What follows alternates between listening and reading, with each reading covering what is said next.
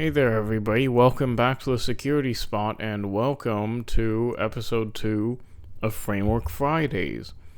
This week's episode is going to be a little short because of the thing I've pulled up. It's very nice, it's going to be very quick. Today, we're looking at the GDPR. This is the European equivalent to the NIST cybersecurity framework that we had looked at last week, and the reason for that is it refers to the GDPR law that basically governs all of the cybersecurity and data protection, data privacy in the European Union.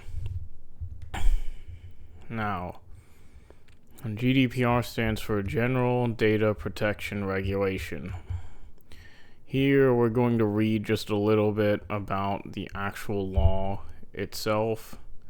We're not going to go over all of this.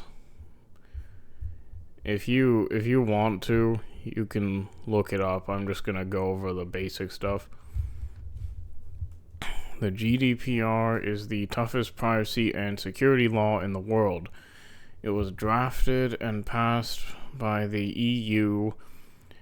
It imposes obligations on organizations anywhere so long as they target or collect data related to people in the EU. This part I want you guys to keep in mind. The internet itself, I can talk to someone like in Bangkok or whatever right now from the internet. This isn't a new phenomenon, but the thing is, it makes borders harder to enforce. So, cyber laws, if you are doing anything that touches the internet or the people on the internet in certain territories, then their cyber laws have some level of governance over you. Like, you could be in China right now. If you're collecting data on people who live in the EU, the GDPR is what you might be subjected to. I mean, of course, this is an oversimplification. There's a lot of political stuff that goes into it. That's another thing I want you guys to keep in mind. In cybersecurity, people try to not be political, and I get why, but the fact of the matter is, everything about this field is political. Even if you're in the private sector, you will not escape politics in cybersecurity. You will have to pick a side on some things as far as your professional cybersecurity role goes. Now, whether or not you're comfortable with that side, that's up to you, and I'm not going to try to tell you to make personal choices. But that's just something I think we need to keep in mind. Everything about this field is going to be on some level political. Anyways, this regulation was put into effect on May 25th, 2018. A lot of data protection laws across the world started showing up in 2018. Like, I think by 2018, that was the year when all 50 US states had at least their own data protection laws, if not like seriously adhered to federal ones. But anyways, this will levy harsh fines against those who violate its privacy and security standards, with penalties reaching into the tens of millions of euros. Now, the website we're on right now, gdpr.eu, is provided as a helpful resource to quickly find all 99 articles and 173 recitals of the regulation, as well as some helpful guides and checklists. That's our framework there. Now walk us through how the regulation may be applied to us. Here you can find the official PDF of the regulation in the current version. Anyways, let's go back to the checklist. Now, organizations. First, we're going to go over the lawful basis and transparency. Organizations that have at least 250 employees or conduct high-risk data processing are required to keep an up-to-date and detailed list of their processing activities and have to be prepared to show that list to regulators upon request. The best way to demonstrate GDPR compliance is using a data protection impact assessment. Organizations with fewer than 250 employees should also conduct an assessment because it will make complying with the other GDPR requirements easier.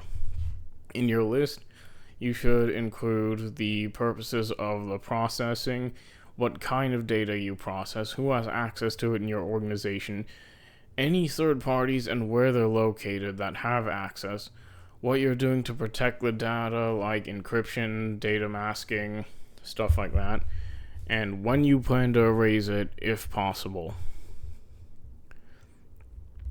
Yeah, see, this is a summary of that. Conduct an information audit to determine what information you process and who can access it. You need to have legal justification for all of your data processing activities. You can't collect personal information just because you want to.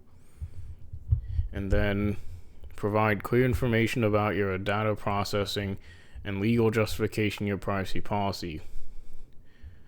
Now, data security.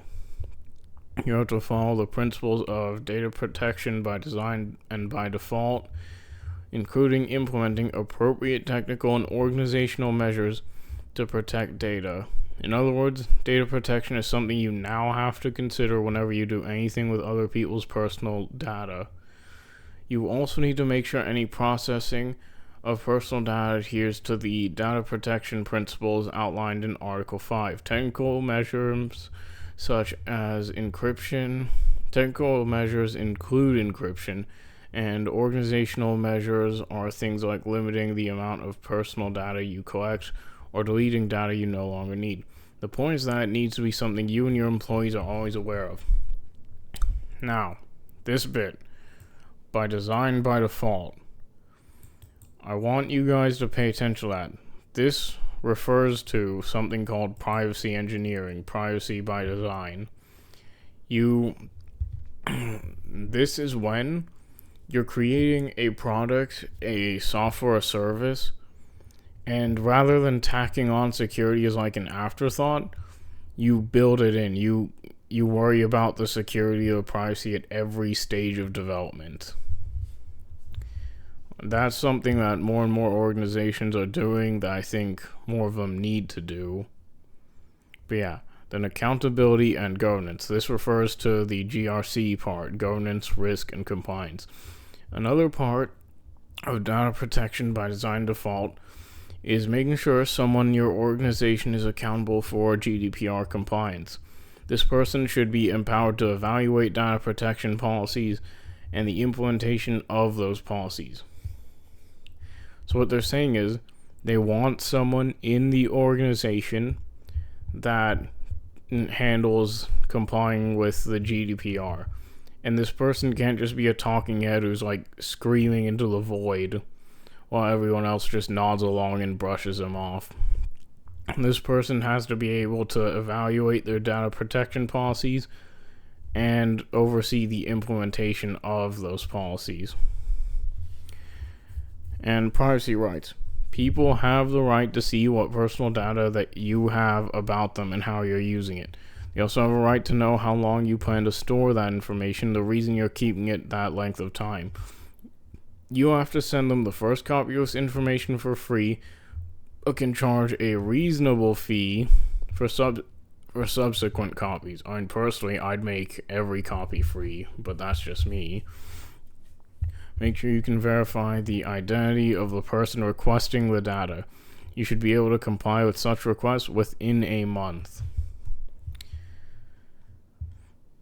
And success. If you've dutifully worked to the bottom of the GDPR checklist, then you've significantly limited your exposure to regulatory penalties. Finally, we want to remind you once more that this checklist is not in any way legal advice. There are dozens of provisions in the GDPR that apply only in rare instances, which would be counterproductive to cover here.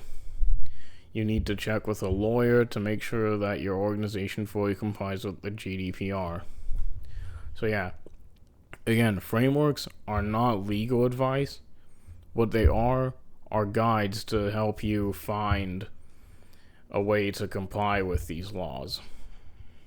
But, I guess you could argue that kind of makes it legal advice, but they're not legal advice. They're meant to just be a helpful resource. Like, you wouldn't call WebMD medical advice. You'd call it a helpful resource. But anyways, yeah, this part, I want you guys to pay attention here. Hang on, sorry. I want you guys to pay attention here. You ever wonder why recently, a few years ago, we started getting like cookie banners on all sorts of websites? And usually these say accept all or options. Those didn't used to exist before, because before people would just like put tracking cookies on websites. They wouldn't bother giving you the option. You had to go through Chrome. It was a real pain. The GDPR is sort of fixing that. That's one of the many things that, because of so many websites go through Europe, that's affected the rest of the internet too, positively, I want to stress. And I think now they're starting to make like a reject all button too, so you don't have to like keep fiddling with options and stuff. So that's good. Anyways, yeah, that's gonna do it for this one. Short episode. I know, short video from me. But anyways, hope you guys enjoyed it. Hope you guys are having a wonderful day or night wherever you are. And I will see you all next time. This has been the Security Spot on Framework Friday episode 2. See you guys later.